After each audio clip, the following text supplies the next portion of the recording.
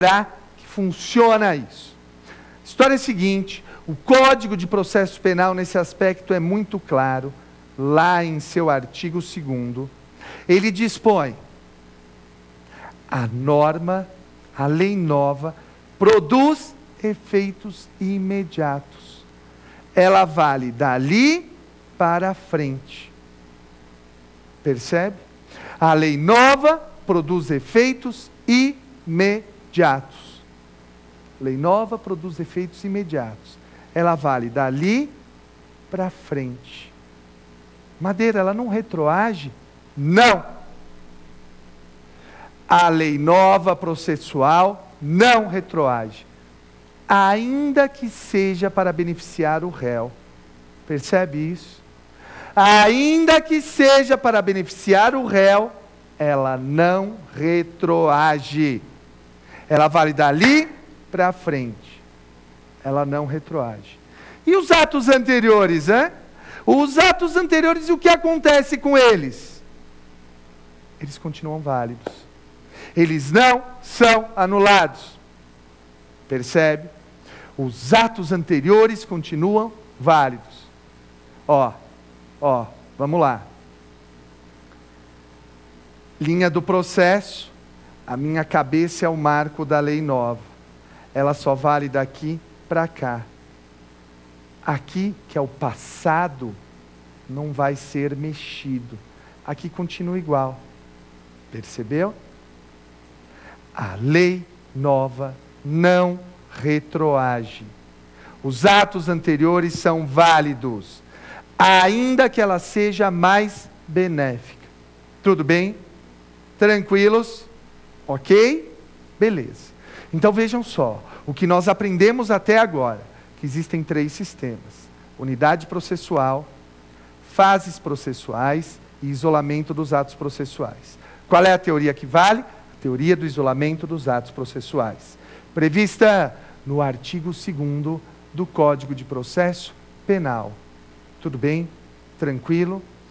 Agora você pode se perguntar: professor Madeira, será que existem exceções a essa teoria? Existem sim. Existem. E nós vamos falar basicamente de 2 exceções. Uma primeira exceção é uma exceção amplamente aceita pela doutrina e pela jurisprudência. É uma exceção que não está prevista na lei. Ela é criação da doutrina e da jurisprudência. Tudo bem? Uma exceção que é criação da doutrina e da jurisprudência. É a chamada norma mista. Norma mista. O que será uma norma mista? Norma mista é uma norma que, ao mesmo tempo, tem conteúdo de direito penal material e de direito processual penal. Na norma mista, eu tenho, ao mesmo tempo, um conteúdo de direito penal material e de direito processual penal. Preste atenção aqui. Preste atenção aqui. Talvez esteja tudo muito vago para você nesta exceção. Perdão.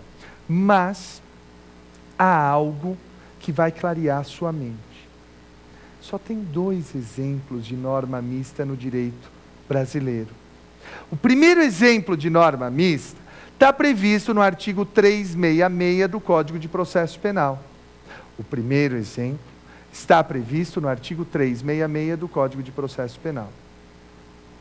O segundo exemplo está previsto no artigo 89 da Lei 9.099, Juizados Especiais Criminais. Então, anotem esses dois exemplos de norma mista. Artigo 366 do Código de Processo Penal, artigo 89 da Lei 9.099. Vamos pensar. E eu vou usar de exemplo o artigo 366 do Código de Processo Penal. O 366 diz assim: se o réu for citado por edital não comparecer e não constituir advogado, réu citado por edital, não comparece e não constitui advogado. Vai ficar suspenso o processo e a prescrição. Olha isso. Suspensão do processo e da prescrição. Você percebe que eu tenho dois conteúdos no mesmo artigo? Suspensão do processo, direito processual. Suspensão da prescrição, direito material. Poxa, Madeira, espera um pouquinho. Como é que eu vou resolver isso? Porque, Madeira, pelo que você me explicou até agora, o direito penal material é diferente do direito processual penal. Sim, continua no seu raciocínio. Madeira, no direito penal material, se for mais benéfico, vai retroagir. No direito processual penal, nunca retroage. É verdade. Essa é uma grande diferença entre os dois. Daí eu te pergunto, se os dois são diferentes, e os dois estão no mesmo artigo, como é que eu vou resolver? Percebeu o problema? Eu tenho duas regras distintas, aplicáveis ao mesmo artigo. Como é que eu vou resolver isso? Esse é o problema da norma mista. Esse é o grande problema da norma mista. Olha, a doutrina e a jurisprudência já resolveram isso para nós. Eu quero que você pense. Nós poderíamos ter três opções aí. A primeira opção seria aplicar o direito, a regra do direito penal material. Se for mais benéfico, retroage tudo. A segunda seria aplicar o direito processual penal. Não retroage e acabou. A terceira seria fazer uma mistura. Para o direito penal material, aplica a regra do direito penal material. Para o direito processual penal, aplica a regra do direito processual penal.